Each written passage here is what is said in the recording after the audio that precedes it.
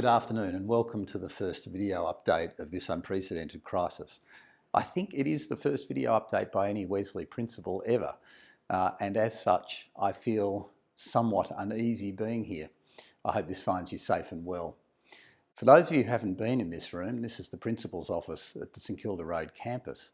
The artefacts behind me almost all belonged to L.A. Adamson, the last Wesley headmaster or principal who had to deal with the pandemic. He was, of course, the headmaster during the First World War, in which so many old Wesley collegians lost their lives. Then, very cruelly, the Spanish flu hit Australia and the world at the conclusion of that war, and many millions more died. Of course, not all of them belong to L.A. Adamson. You can see to my right a purple cap and lion. It's hard to imagine him wearing a purple hat or cuddling the lion, but the rest of them did belong to him. I feel absurdly nervous standing here talking to this camera. This is way outside my comfort zone. My discomfort, of course, is only a fraction of what teachers, students and parents have been experiencing over the last few weeks of remote learning. The teachers in particular have my utmost admiration. Their extraordinary work and dedication in putting together this program has been wonderful to behold. None of us could have predicted that such a program would have been in place 8 weeks ago. And to take their entire program online has been an extraordinary achievement. To give you some idea of the scope of this, we have had over 500,000 sessions on Wise, 120,000 interactions on Teams, and over 4,000 teacher comments on work in SEESAW. It has been an extraordinary achievement, and they have my thanks and gratitude. I extend it to them on behalf of all of you. I also want to thank and congratulate parents. This doesn't work without your support and your commitment to your children. I do hope you're finding it a worthwhile experience and a mostly enjoyable experience. I think that's probably all we can ask for at this stage. When will we be back?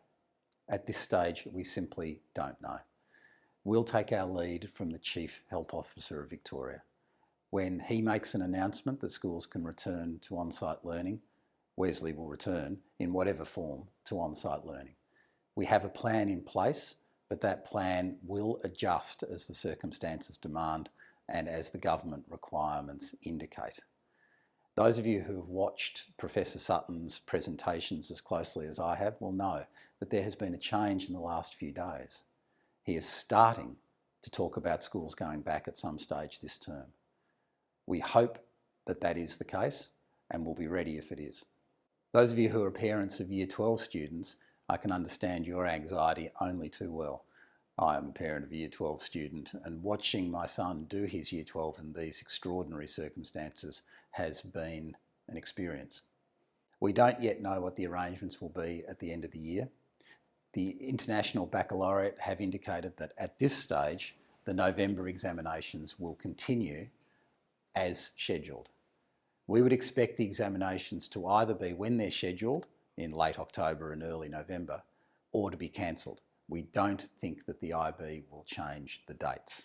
At this stage, they're going ahead.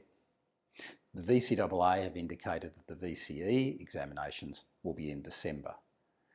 We expect them potentially to go as late as December the 18th. The VCE have also indicated that there have been changes to study designs in a number of subjects.